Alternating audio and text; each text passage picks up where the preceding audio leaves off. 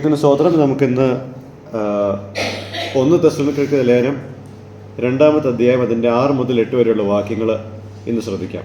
1 Thessalonians 2:6-8. നമ്മൾ ഇതിനു മുമ്പുള്ള വാക്യങ്ങളിൽ, അതായത് 2-ാമത്തെ അധ്യായത്തിൻ്റെ 1 മുതൽ 5 വരെയുള്ള വാക്യങ്ങളിൽ സുവിശേഷം പ്രസംഗിക്കുന്ന കാര്യത്തിൽ പൗലോസിനും കൂട്ടർക്കും ദൈവത്തോടുള്ള ധൈര്യവും പിന്നെ വിശ്വസ്തതയും നമ്മൾ കണ്ടതാണ്. സുവിശേഷം പ്രസംഗിക്കുമ്പോൾ പൗലോസിനും കൂട്ടർക്കും ധൈര്യമുണ്ട്. ആ മെസ്സേജ് പ്രസംഗിക്കുമ്പോൾ വിശ്വസ്തതയുണ്ട്. നമ്മൾ ഇന്ന് കാണാൻ പോകുന്ന മറ്റു ചില സവിശേഷതകൾ, അതായത് പൗലോസിൻ്റെയും കൂട്ടരുടെയും ശുശ്രൂഷയിലെ മറ്റു ചില സവിശേഷതകൾ നമ്മളിന്ന് കാണാൻ പോവുകയാണ്. നമുക്ക് പ്രാരംഭമായിട്ട് 2-ാമത്തെ അധ്യായത്തിൻ്റെ 6 മുതൽ 8 വരെയുള്ള വാക്യങ്ങളൊന്ന് വായിക്കാം. ക്രിസ്തുവിന്റെ അപ്പോസ്തലന്മാർ എന്ന അവസ്ഥയ്ക്ക് ജനത്തോടെ ഇരിക്കുവാൻ കഴിവുണ്ടായിട്ടും ഞങ്ങൾ മനുഷ്യരോട്, നിങ്ങളോടാകട്ടെ മറ്റുള്ളവരോടാകട്ടെ മാനം അന്വേഷിച്ചില്ല. ഒരമ്മ തന്റെ കുഞ്ഞുങ്ങളെ പോറ്റും പോലെ ഞങ്ങൾ നിങ്ങളുടെ ഇടയിൽ ആർദ്രതയുള്ളവരായിരുന്നു. ഇങ്ങനെ ഞങ്ങൾ നിങ്ങളെ ഓമനിച്ചുകൊണ്ട് നിങ്ങൾക്ക് ദൈവത്തിന്റെ സുവിശേഷം പ്രസംഗിക്കുവാൻ മാത്രമല്ല, നിങ്ങൾ ഞങ്ങൾക്ക് പ്രേരാകുകയാൽ ഞങ്ങളുടെ പ്രാണനും കൂടെ വെച്ചു തരുവാൻ ഒരുക്കമായിരുന്നു. ഓക്കെ, 3-ാം വാക്യം മുതൽ 5-ാം വാക്യം വരെ പൗലോസ് പറഞ്ഞൊരു കാര്യമുണ്ട്. ദൈവത്തിന് നിരക്കാത്ത ഒരു കാര്യത്തിൻ്റെയും പിന്നാലെ ശുശ്രൂഷ എന്ന നിലയിൽ ഇവർ ചെയ്തിട്ടില്ല, ചെന്നതുമില്ല. ഈ ഭാഗത്ത് പൗലോസിൻ്റെ വാക്കുകൾ നമ്മൾ എക്സാമിൻ ചെയ്യുമ്പോൾ നമ്മൾ ചില കാര്യങ്ങൾ മനസ്സിലാക്കണം. ഒന്നാമതായിട്ട്, പൗലോസ് കർത്താവിനെ നേരിട്ട് കണ്ടു എന്നുള്ള കാരണത്താൽ, അതായത് 1 കൊരിന്ത്യർ 9-ലും അപ്പോസ്തല പ്രവൃത്തി 9-ലും കർത്താവിനെ നേരിട്ട് കണ്ടു എന്നുള്ള കാരണത്താൽ ആത്മീക ദാനം എന്ന നിലയിൽ പൗലോസ് ഒരു അപ്പോസ്തലനാണ്. എന്നാൽ ഇതേ വാക്യത്തിൽ തന്നെ, അതായത് 6-ാമത്തെ വാക്യത്തിൽ താൻ ശീലാസിനെ പറ്റിയും തിമോത്തിയോസിനെ പറ്റിയും അപ്പോസ്തലന്മാരെന്നുള്ള വാക്കാണ് ഉപയോഗിച്ചിരിക്കുന്നത്. എന്നാൽ പൗലോസിൻ്റെ അപ്പോസ്തോലികതയും പൗലോസ് ഇവർക്ക് ഉപയോഗിച്ചിരിക്കുന്ന വാക്കിൻ്റെ അതേ അർത്ഥമല്ല. നമ്മൾ അത് മനസ്സിലാക്കണം. It's not in the same sense.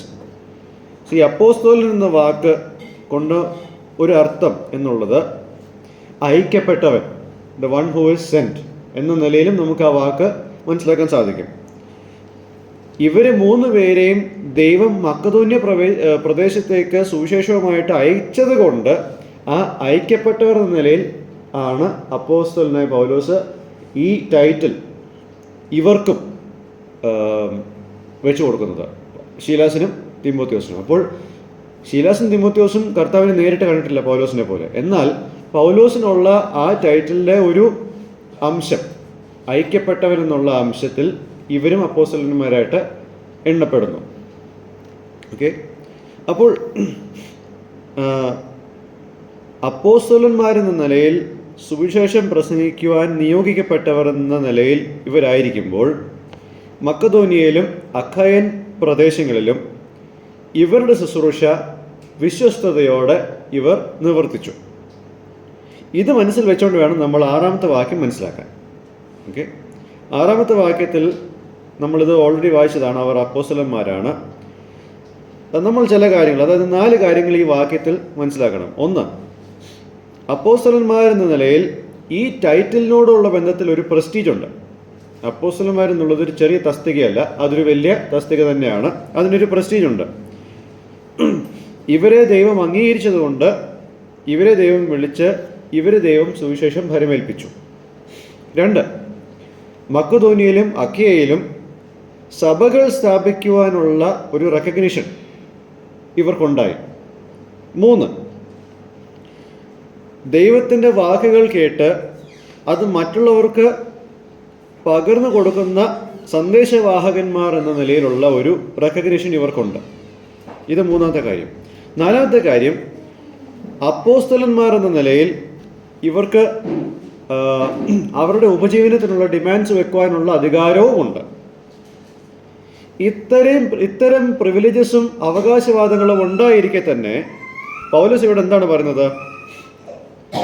6-ാമത്തെ വാക്യത്തിൽ not seeking glory from men either from you or from others. നിങ്ങളിൽ നിന്നോ മറ്റുള്ളവരിൽ നിന്നോ, അതായത് മനുഷ്യരിൽ നിന്നും ഞങ്ങൾ മഹത്വം കാംക്ഷിച്ചില്ല എന്നത്. അതായത് തെസ്സലോനിക്ക വിശ്വാസികളിൽ നിന്നോ പൗലോസും കൂട്ടരും സ്ഥാപിച്ച മറ്റ് സഭകളിൽ നിന്നോ ഇവർ മഹത്വം സ്ഥാപിച്ചില്ല എന്നുള്ളത് നമുക്ക് കാണാൻ സാധിക്കും. അവർ അത് കാംക്ഷിച്ചോ ഇല്ലയോ എന്നുള്ളതല്ല വിഷയം. കാംക്ഷിച്ചാലും ഇല്ലെങ്കിലും ഈ പ്രിവിലേജസ് എല്ലാം ഇവരുടെ തന്നെയാണ്. ഞാൻ നേരത്തെ പറഞ്ഞ പ്രിവിലേജസ് എല്ലാം ഇവരുടെ തന്നെയാണ്. അതവർ അതിൻ്റെ പുറകെ പോയാലും ശരി ഇല്ലെങ്കിലും ശരി, ഇത് അവരുടെ പ്രിവിലേജസ് ആണ്. ആർക്കും ഇത് എടുത്തു മാറ്റുവാൻ സാധിക്കത്തില്ല. എന്നാൽ മഹത്വമോ സ്വന്തം പ്രശസ്തിയോ ഉന്നം വെച്ച് പൗലോസ് ഈ പ്രിവിലേജസ് ഒന്നും ഉപയോഗിച്ചിട്ടില്ല. പൗലോസും കൂട്ടരും തങ്ങളുടെ മഹത്വമോ തങ്ങളുടെ വ്യക്തിപരമായിട്ടുള്ള താല്പര്യങ്ങളോ മുന്നിൽ നിർത്തി ഈ പദവികളൊന്നും ദുർവിനിയോഗം ചെയ്തിട്ടില്ല.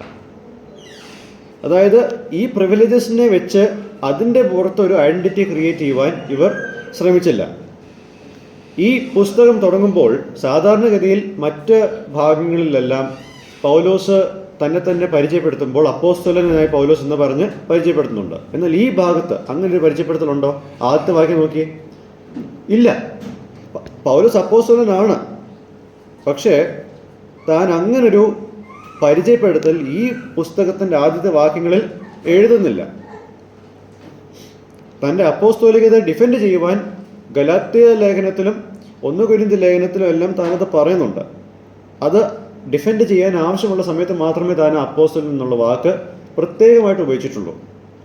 പക്ഷേ ഇവിടെ ദൈവം തനിക്ക് കൊടുത്ത അപ്പോസ്തോലിക പദവിയോടുള്ള ബന്ധത്തിൽ ഒരു അൺഹെൽത്തി ഒബ്സഷൻ, അതായത് അനാരോഗ്യപരമായിട്ടുള്ള ഒരു തരം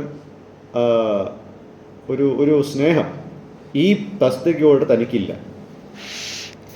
ചിലർക്ക് റെവറൻഡ് എന്നും ഇവാഞ്ചലിസ്റ്റ് എന്നുമുള്ള ടൈറ്റിൽ അവരുടെ പേരിൻ്റെ ഇപ്പുറത്തെ സൈഡിൽ ഇല്ലെങ്കിൽ, അത് പരസ്യമായിട്ട് വിളിച്ചു പറഞ്ഞില്ലെങ്കിൽ ആൾക്കാർക്ക് ഭയങ്കര ഈഗോ ആണ്. എന്നാൽ അത്തരം ഒരു ഈഗോ ഈ പൗലോസിനില്ല. ഓക്കെ, ഇവർ അപ്പോസ്തലന്മാരാണെങ്കിൽ പോലും 1-ാമത്തെ അധ്യായത്തിൻ്റെ 1-ാമത്തെ വാക്യത്തിൽ അപ്പോസ്തലൻ എന്നുള്ളൊരു ഡെസിഗ്നേഷൻ താൻ എഴുതിയിട്ടില്ല, മനഃപൂർവ്വമായിട്ട് എഴുതിയിട്ടില്ല. അതാണ് തൻ്റെ താഴ്മയുടെ ഒരു ലക്ഷണം. ഇവർ ഈ അവകാശവാദങ്ങൾ എല്ലാം ഉപയോഗിച്ച് ഇവർ ഈ വിശ്വാസികളിൽ നിന്നും ഒരു കാര്യത്തിലും സ്വാർത്ഥമായിട്ടുള്ള താല്പര്യങ്ങൾക്ക് മുതിരാതെ ഇവരെന്താണ് ചെയ്തത്? 7-ാമത്തെ വാക്യത്തിൽ ആർദ്രതയോടെ they were gentle among you. എങ്ങനെയാണ് അവർ ആർദ്രതയോടെ നിന്നത്? ഇവിടെ they were not making demands. നിങ്ങളിൽ നിന്നും ഞങ്ങൾക്ക് ഇത് കിട്ടണമെന്നുള്ള ഡിമാൻഡുകളൊന്നും ഇവർ വെക്കുന്നില്ല. എന്നാൽ ഇവരുടെ ആർദ്രത എങ്ങനെ കാണിച്ചു? ഒരു അമ്മ തൻ്റെ കുഞ്ഞുങ്ങളെ പോറ്റുന്നത് പോലെ. അപ്പോൾ ഇങ്ങനൊരു കമ്പാരിസൺ പൗലോസ് ഇവിടെ കൊണ്ടുവരുമ്പോൾ നമ്മൾ എന്താണ് ഇവിടെ കാണേണ്ടത്? ഞാനിവിടെ 2 കാര്യം പറയാം. ഒരു അമ്മ തൻ്റെ കുഞ്ഞിനെ പോറ്റുന്നത് പോലെ. 1-ാമത്തെ കാര്യം, ഒരു അമ്മ തൻ്റെ കുഞ്ഞിന് എത്രത്തോളം സമയം അവൈലബിൾ ആകണം? അതൊരു 9 to 5 ജോബല്ല. രാവിലെ 9 മണി മുതൽ 5 മണി വരെയുള്ളൊരു ജോലിയല്ല അമ്മയുടെ ജോലി. അത് എല്ലാ സമയവും അവൈലബിൾ ആയിരിക്കുന്നൊരു ജോലിയാണ്. അപ്പോൾ ഈ രീതിയിലാണ് പൗലോസും തന്നെ കൂട്ടരും ഈ വിശ്വാസികൾക്ക് അവൈലബിൾ ആയിട്ടിരുന്നത്. അവരുടെ എല്ലാ ആവശ്യങ്ങളും, അതായത് ആത്മീക ആവശ്യങ്ങളെ നിറവേറ്റുവാൻ ഇവർ സദാസമയം സന്നദ്ധരായിരുന്നു എന്നുള്ളതാണ് നമ്മളിവിടെ കാണുന്നത്. ആൾക്കാരെ ടേക്ക് കെയർ ചെയ്യുവാൻ ഇവർ യാതൊരു പരാതിയും പറഞ്ഞില്ല. ഒരമ്മ തൻ്റെ കുഞ്ഞിനെ നോക്കുമ്പോൾ പരാതി പറഞ്ഞുകൊണ്ടല്ല ഏതെങ്കിലും സ്വബോധമുള്ളൊരമ്മ ചെയ്യുന്നത്. ഇന്നത്തെ കാലത്ത് സ്വബോധമില്ലാത്തവരുണ്ട്. പത്രങ്ങളിൽ നമ്മൾ വായിച്ചാൽ മനസ്സിലാകും. മക്കളെ എന്താ പറയുക, ഹാം ചെയ്യുന്ന അമ്മമാർ ഉണ്ട്. അതാണ് ഞാൻ നേരത്തെ പറഞ്ഞ സ്വബോധമില്ലാത്ത അമ്മമാരും ഉണ്ടെന്നുള്ള കാര്യം. എന്നാൽ ഒരു സ്വബോധമുള്ള അമ്മ തൻ്റെ കുഞ്ഞുങ്ങളെ നോക്കുമ്പോൾ അതിൽ പരാതി പറയാതെയാണ് നോക്കുന്നത്. ആ ഒരു ആറ്റിറ്റ്യൂഡാണ് ഇവിടെ പൗലോസിനും കൂട്ടർക്കും ഉള്ളത്. ഈ വിശ്വാസികൾ ഏതെങ്കിലും ഒരു ആത്മീക ആവശ്യങ്ങൾക്ക് അവരെപ്പോൾ വിളിച്ചാലും ഇവർ അവൈലബിളാണ്. ഇത് ഓൾവേസ് അവൈലബിൾ എന്നുള്ളൊരു കാര്യം ഒരു വശത്തുണ്ട്. മറുവശത്ത് ഒരു അമ്മ തൻ്റെ കുഞ്ഞിനെ നോക്കുന്നത് ശമ്പളം നോക്കിയിട്ടല്ല, അല്ലെങ്കിൽ എന്ത് തിരിച്ചു കിട്ടും, സാമ്പത്തികമായിട്ടുള്ള നേട്ടം നോക്കിയിട്ടല്ല അത് ചെയ്യുന്നത്. For her she taking care of her own children is out of affection. മനസ്സലിവും സ്നേഹത്തിൽ നിന്നുമാണ് തൻ്റെ കുഞ്ഞുങ്ങളെ നോക്കുവാനുള്ള ഒരു ക്രിയ താൻ ചെയ്യുന്നത്. അതുപോലെ തന്നെ ഈ ശുശ്രൂഷയോടുള്ള ബന്ധപ്പെട്ട് ഉള്ള ഒരു മഹത്വമുണ്ട്. ആ മഹത്വത്തിൻ്റെ പിന്നാലെ ആയിരുന്നില്ല പൗലോസും കൂട്ടരും. ശരിയാണ്, അതിൽ മഹത്വമുണ്ട്, പക്ഷേ ആ മഹത്വത്തിൻ്റെ പിന്നാലെ അല്ല ഇവർ. തങ്ങൾ ആരെയാണോ ശുശ്രൂഷിച്ചത് അവരോടൊരു സ്നേഹത്തിൽ നിന്നുമാണ് ഈ അഫെക്ഷൻ ഉണ്ടാകുന്നത്. Okay, they had this affection because they so every one of the recipients as their own. ഇങ്ങനൊരു മനസ്സലിവ് അവർക്ക് ഉണ്ടാവുന്നത് അവരാരോടൊക്കെയാണ് ശുശ്രൂഷിച്ചത് അവരെയൊക്കെ തങ്ങളെപ്പോലെ തന്നെ അല്ലെങ്കിൽ തങ്ങളുടേതായിട്ടാണ് കണ്ട് അവരോട് ഇടപെടുന്നത്. അപ്പോൾ ദൈവത്തോടുള്ള ഒരു പാഷൻ അവരുടെ ഉള്ളിൽ നിറഞ്ഞിരിക്കുന്നുണ്ട്. ഒരു അമ്മ തന്നെ കുഞ്ഞിനെ നോക്കുന്ന പോലുള്ള ഒരു തരം അഫെക്ഷനും ഇവരുടെ ഇടയിൽ നിറഞ്ഞിരിക്കുന്നുണ്ട് ഈ വിശ്വാസികളുടെ അടുത്ത്.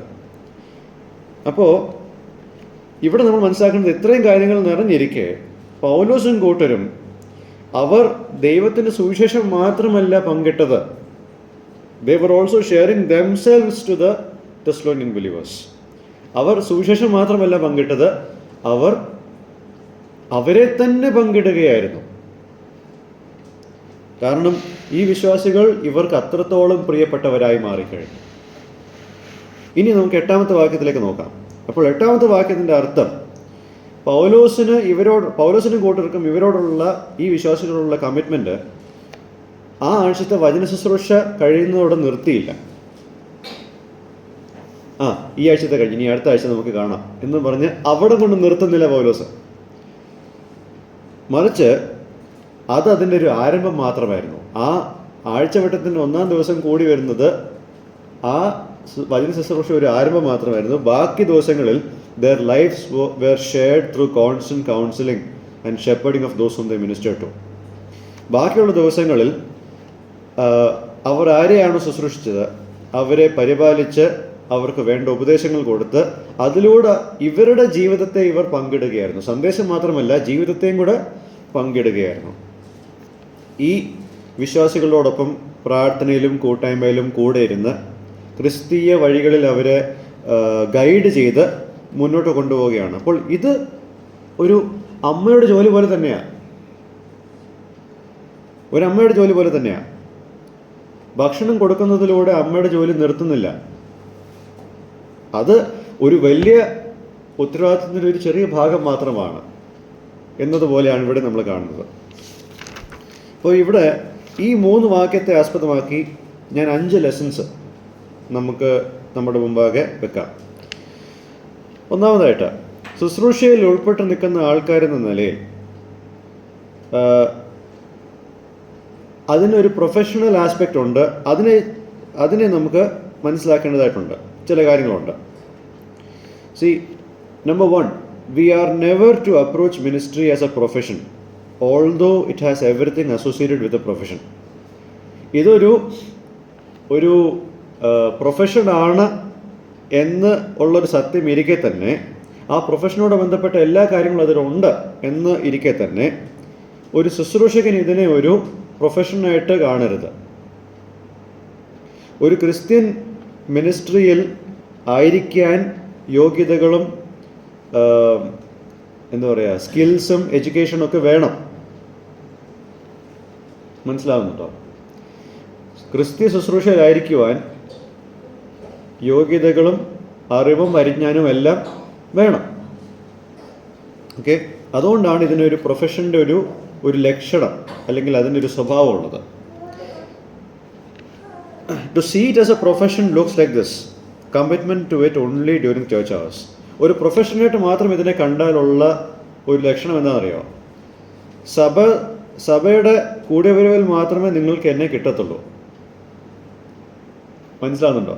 പ്രൊഫഷനായിട്ട് ഞാൻ ഇതിനെ കണ്ടാൽ അതിൻ്റെ അർത്ഥം ഒരു സഭ കൂടിയവരിൻ്റെ സമയത്ത് മാത്രമേ നിങ്ങൾക്ക് എന്നെ കിട്ടത്തുള്ളൂ. ബാക്കി സമയം നിങ്ങൾ വേറെ ആരെങ്കിലും പോയി അന്വേഷിക്കണം.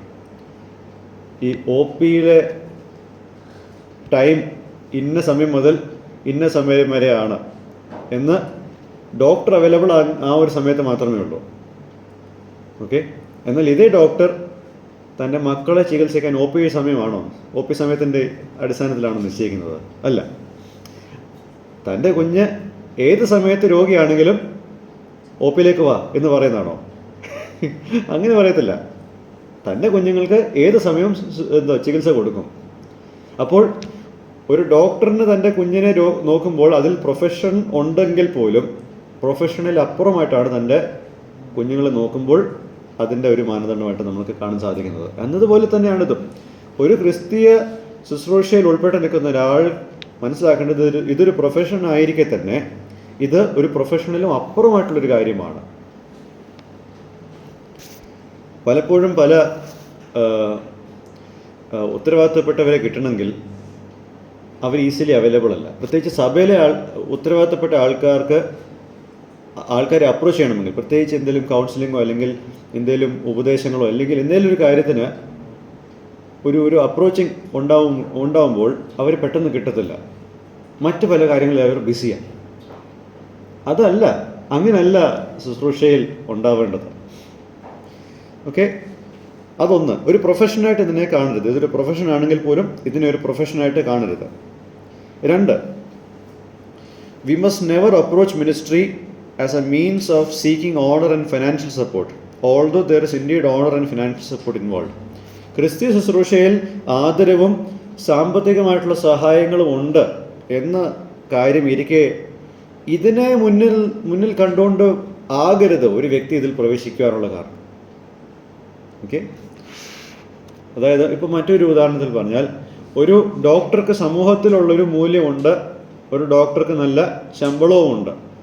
സമൂഹത്തിലെ മാനവും ശമ്പളവും നോക്കിയിട്ടല്ല ആ വ്യക്തി ഡോക്ടർ ആവേണ്ടത്. ഡോക്ടർ ആവാനുള്ള ഒരു ഉദ്ദേശം എന്താ?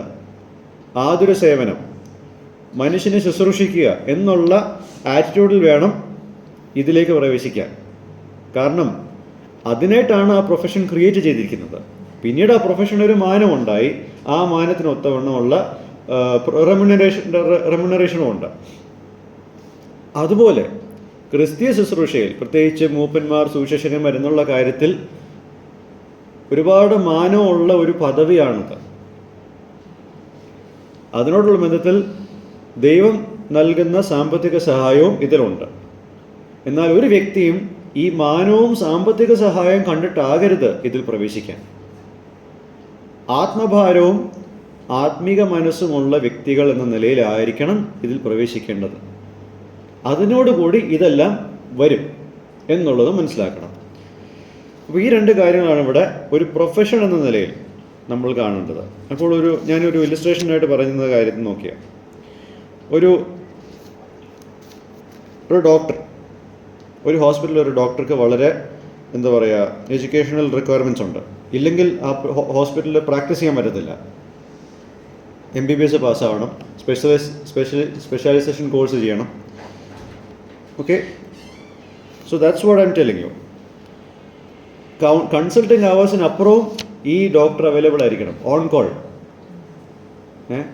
ഒരു എമർജൻസിയിൽ ഒരു പേഷ്യൻ്റ് വന്നാൽ എൻ്റെ OP സമയമായിട്ട് ഞാൻ വരാം, അങ്ങനെ പറയാൻ പറ്റില്ല. അവരെല്ലാവരും ഈ പരിസരത്തൊക്കെ തന്നെയാവും താമസിക്കുന്നത്. ആ ഹോസ്പിറ്റലിൽ തൊട്ടടുത്തൊക്കെ ആയിരിക്കും അവർ താമസിക്കുന്നത്. എപ്പോൾ വിളിച്ചാലും അവൈലബിൾ ആകുന്ന രീതിയിൽ.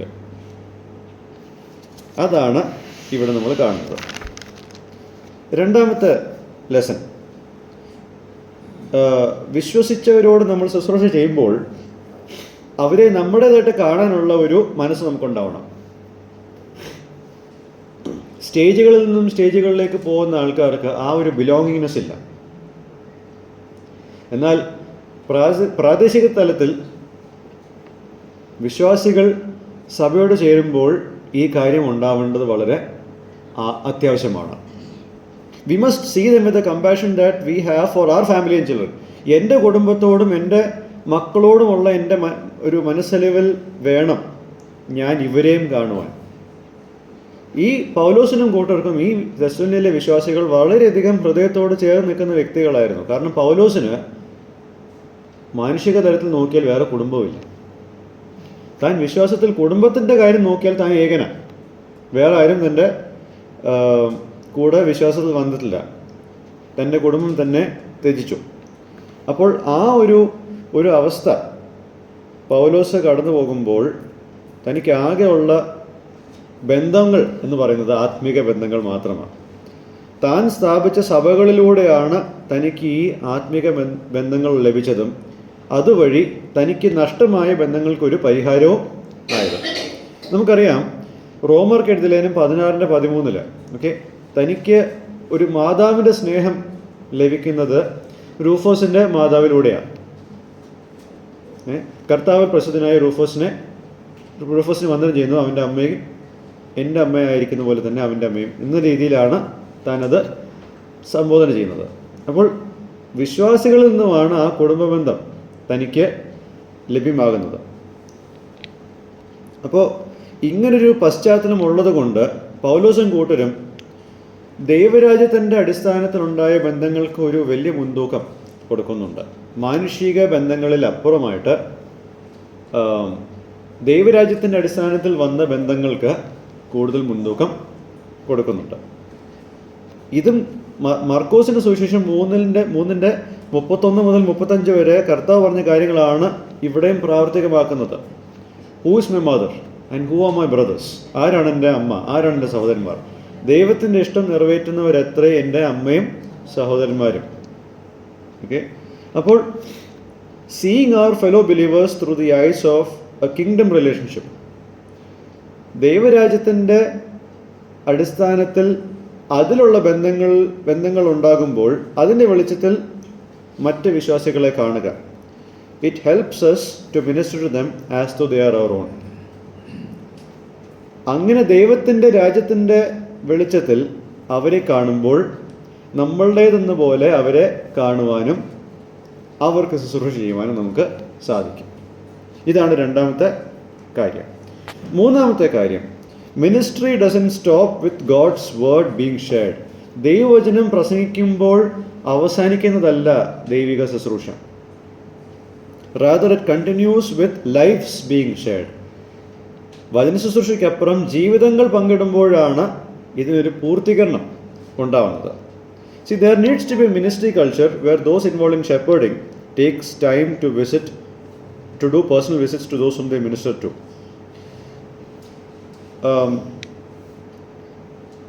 ഇടയ ശുശ്രൂഷയിൽ ഉൾപ്പെട്ട് നിൽക്കുന്ന ആൾക്കാർ അവരാരെയാണ് ശുശ്രൂഷ ചെയ്യുന്നത്, ആരോടൊക്കെയാണ് ശുശ്രൂഷ ചെയ്യുന്നത്, അവരെ പേഴ്സണലായിട്ട് വിസിറ്റ് ചെയ്യുവാനും അവർക്ക് എല്ലാ സമയവും കൗൺസിലിങ്ങിന് അവൈലബിൾ ആയി തീരുവാനും അവരോടുകൂടെ പ്രാർത്ഥിക്കുവാനും അവരുടെ സ്ട്രഗിൾസ് തുറന്നു പറയാനുള്ള ഒരാളായിട്ട് അവരുടെ വിശ്വാസത്തിൽ കൂടെ നടക്കുവാനുള്ള ഒരാളായിട്ട് ആയിത്തീരണം. ഇതിൽ ഈ പുൾപ്പിറ്റിൽ നിന്നുകൊണ്ട് മാത്രമല്ല, ആൾക്കാരുടെ കൂടെ നടന്ന് ഈ കാര്യങ്ങളിൽ ഉൾപ്പെടണം.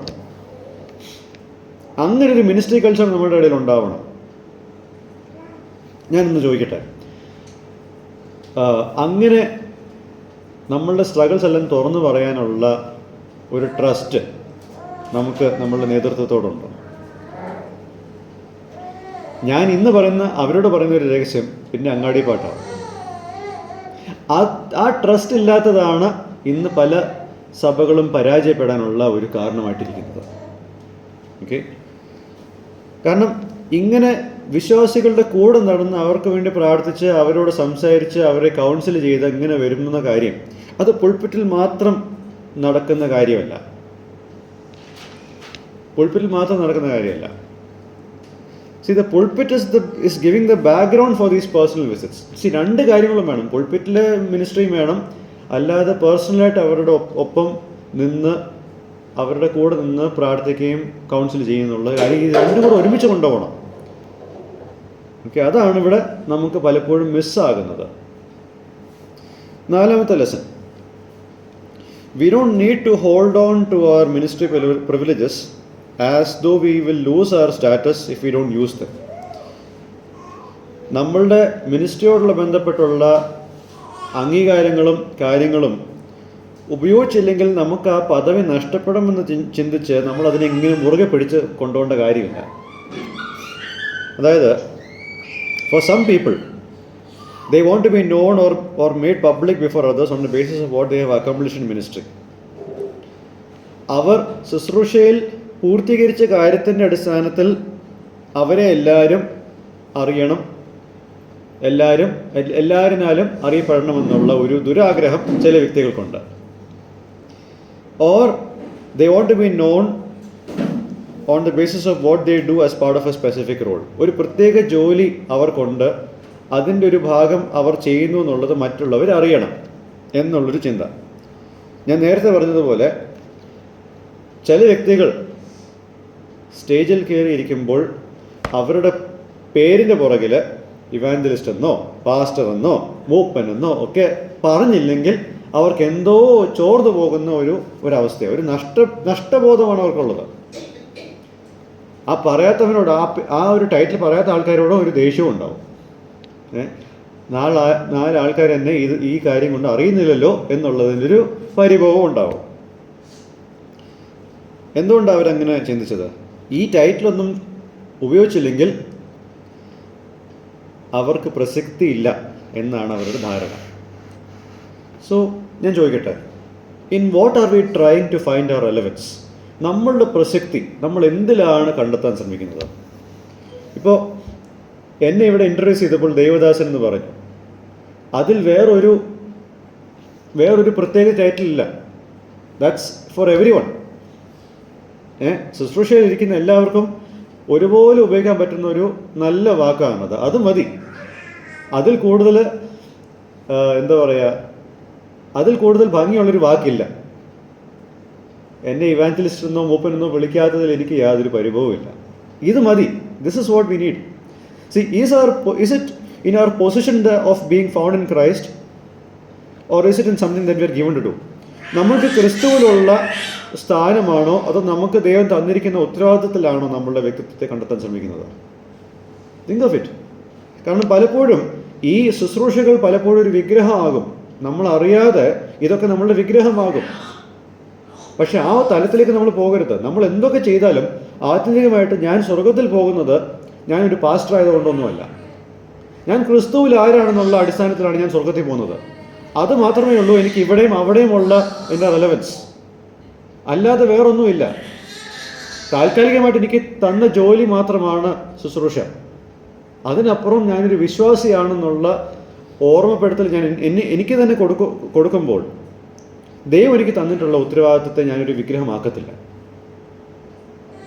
അതുകൊണ്ടാണ് പല ആൾക്കാർക്കും അവരുടെ ചാൻസുകൾ കുറയുമ്പോൾ അസ്വസ്ഥരായിരിക്കുന്നത്.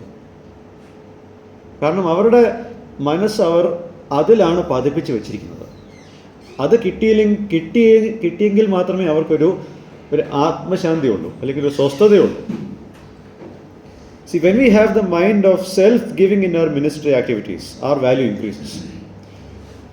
പല ആൾക്കാരും ഇത് മറന്നു പോകുന്നുണ്ട്. ശുശ്രൂഷ രംഗത്ത് നമ്മളെ തന്നെ കൊടുക്കുന്ന ഒരു മനസ്സുണ്ടെങ്കിൽ മാത്രമേ നമ്മളുടെ മൂല്യം കൂടത്തുള്ളൂ. ഞാനൊന്ന് പറയട്ടെ, ഒരു ഉദാഹരണം ഞാൻ പറയാം. ഒരു ഇരുട്ടുള്ള ഒരു മുറി, കറണ്ട് വരാൻ വൈകും. അപ്പോൾ ആകെ പണ്ടത്തെ കാലത്ത് ഉണ്ടായിരുന്നത് മെഴുകുതിരി കത്തിക്കുക എന്നുള്ളത്. ഇന്നിപ്പോൾ ഇൻവെർട്ടർ ഉള്ളതുകൊണ്ട് നമുക്ക് മെഴുകുതിരിയേ ആവശ്യമില്ല. പക്ഷേ ഇതൊന്നും ഇല്ലാത്തൊരു കാലഘട്ടത്ത് മെഴുകുതിരിയായിരുന്നു നമ്മളുടെ എമർജൻസി ലാമ്പ്. അപ്പോൾ ഒരു മെഴുകുതിരി തീരാറാകുമ്പോൾ നമ്മൾ എന്ത് ചെയ്യും? അടുത്ത മെഴുകുതിരി ഇതിൽ നിന്നും കത്തിച്ചിട്ട് നമ്മളിവിടെ പതിപ്പിക്കും.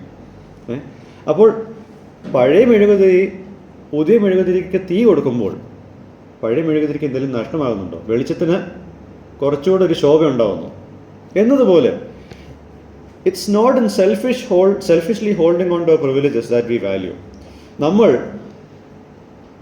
നമ്മളുടെ പദവികളെ സ്വാർത്ഥ താല്പര്യത്തോടെ മുറുകെ പിടിക്കുന്നതിലല്ല, മറിച്ച് നമ്മൾ നിസ്വാർത്ഥമായിട്ട് നമ്മളെ തന്നെ കൊടുക്കാൻ ശ്രമിക്കുമ്പോഴാണ് നമ്മളുടെ മിനിസ്ട്രിയിലെ വാല്യൂ കൂടുന്നത്.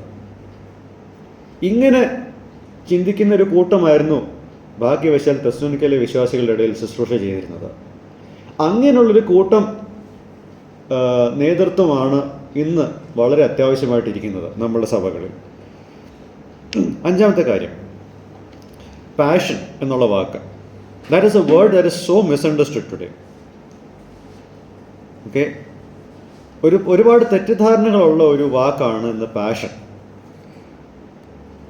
If you are in the midst of something for glory and honor and money, that's not passion. ഒരു കാര്യം നാം ചെയ്യുമ്പോൾ അതിൻ്റെ മഹത്വത്തോടുള്ള ബന്ധത്തിൽ അത് മാത്രമാണ് നാം അത് ചെയ്യുന്നതെങ്കിൽ അതിൻ്റെ ബന്ധത്തിലുള്ള ആദരവ് കിട്ടാൻ വേണ്ടിയിട്ട് മാത്രമാണ് നാം ചെയ്യുന്നതെങ്കിൽ, അതിൻ്റെ പൈസ ഉന്നമിച്ചാണ് നമ്മൾ ചെയ്യുന്നതെങ്കിൽ അതൊരു പാഷനല്ല. സന്തോഷ് ജോർജ് കുളങ്ങര പാഷനെ പറ്റി പറഞ്ഞത്, നിങ്ങളൊരു കാര്യം, നിങ്ങൾക്ക് ഇഷ്ടപ്പെട്ടൊരു കാര്യം നിങ്ങളൊരു വ്യക്തിക്ക് ഫ്രീ ആയിട്ട് ചെയ്യുവാൻ നിങ്ങൾ തയ്യാറാകുമ്പോൾ അതിനെ ഞാൻ പാഷൻ എന്ന് വിളിക്കും. കാരണം നിങ്ങളുടെ ആത്യന്തികമായിട്ടുള്ള ഉന്നം അതിനോട് ബന്ധപ്പെട്ടുള്ള സ്റ്റാറ്റസിലോ പണത്തിൻ്റെ പുറത്തോ അല്ല. അതാണ് പാഷൻ. എന്ന് വെച്ചാൽ നമുക്ക് ഉപജീവനം വേണം, അതിനുള്ളത് ദൈവം തരും.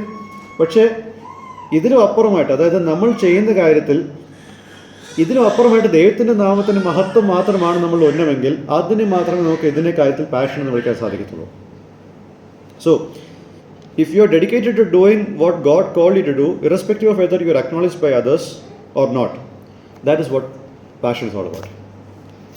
നമ്മൾ ചെയ്യുന്ന കാര്യം, അതായത് ദൈവം നമുക്ക് ഏൽപ്പിച്ചിരിക്കുന്ന കാര്യം, അത് മറ്റുള്ളവർ അറിഞ്ഞാലും ഇല്ലെങ്കിലും മറ്റുള്ളവർ അംഗീകരിച്ചാലും ഇല്ലെങ്കിലും ദൈവം തന്ന കാര്യം നമ്മൾ ചെയ്യുന്നുവെങ്കിൽ അതാണ് പാഷൻ.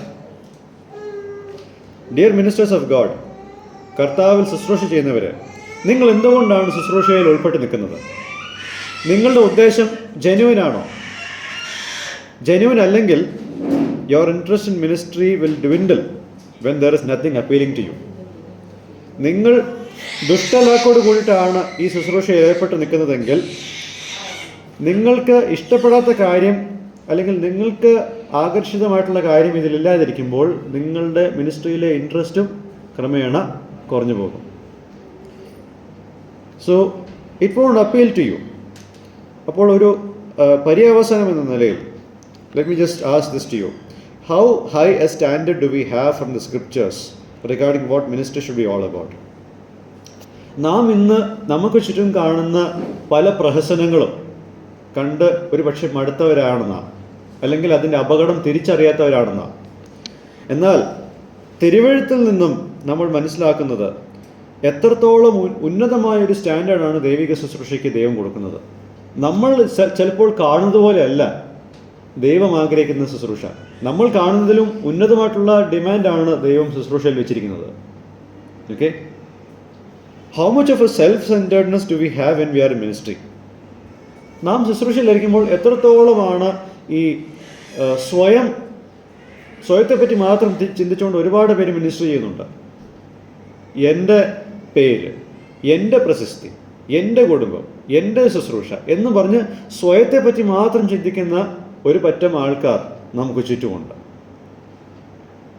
എന്നാൽ ഇവിടെ എത്രയോ വിപരീതമായിട്ടാണ് പൗലോസിൻ്റെ ചിന്ത, പൗലോസിൻ്റെ കൂട്ടരുടെ ചിന്ത. അവരുടെ ഉന്നമനം, അവരുടെ ആത്മീക വളർച്ച സ്വയത്തെപ്പറ്റിയല്ല, മറ്റുള്ളവരെ പറ്റിയാണ് പൗലോസ് ചിന്തിക്കുന്നത്. എത്ര വ്യത്യാസമാണ്! How far have we gone away as ministers from what the scriptures demand from us? തിരുവെഴുത്ത് നമ്മളിൽ നിന്നും ആഗ്രഹിക്കുന്ന മാനദണ്ഡങ്ങളിൽ നിന്നും എത്രയോ അകലെ പോയിരിക്കുകയാണ് നാം. This is why churches are stagnant in growth. ഇതുകൊണ്ടാണ് സഭകളുടെ വളർച്ച മുരടിച്ച് പോയിരിക്കുന്നത്. This is why wrong people enter into ministry. ശുശ്രൂഷ രംഗത്ത് വരാൻ പാടില്ലാത്ത ആൾക്കാർ ഇന്ന് ശുശ്രൂഷ രംഗത്ത് ഉണ്ട്. ഇതുകൊണ്ടാണ്. Let us come back to what God's word demands from us. ദൈവത്തിൻ്റെ വചനം നമ്മളിൽ നിന്നും ഡിമാൻഡ് ചെയ്യുന്ന കാര്യങ്ങളിലേക്ക് നമുക്ക് മടങ്ങി വന്നേ തീരൂ. കാരണം മടങ്ങി വന്നില്ലെങ്കിൽ നമ്മളുടെ ഈ സഭാ തലം അത് ശോഷിച്ച് അത് ഇല്ലാണ്ടാകും.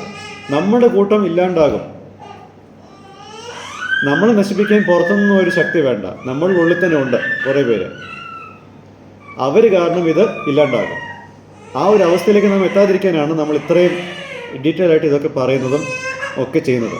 സോ അടുത്ത മാസം ഞാൻ ദൈവനിച്ച വരുമ്പോൾ 2-ാമത്തെ അധ്യായത്തിൻ്റെ 9-ാമത്തെ വാക്യം മാത്രമാണ് നമ്മൾ ചിന്തിക്കുന്നത്. ഒരു വാക്യമേ ഉള്ളൂ എന്ന് കരുതി നിങ്ങളതിനെ ലഘുവായിട്ട് കാണരുത്. കുറേ അധികം കാര്യങ്ങൾ ചിലപ്പോൾ ഇതിൽ പറയാനുണ്ടാകും. സോ നമുക്ക് ദൈവം തരുന്ന സമയം നമുക്കത് ആഴമായിട്ട് ചിന്തിക്കാം. ദൈവം നമ്മളെ സഹായിക്കട്ടെ. ദൈവം നാമം മഹത്വപ്പെടുമാറാട്ടെ.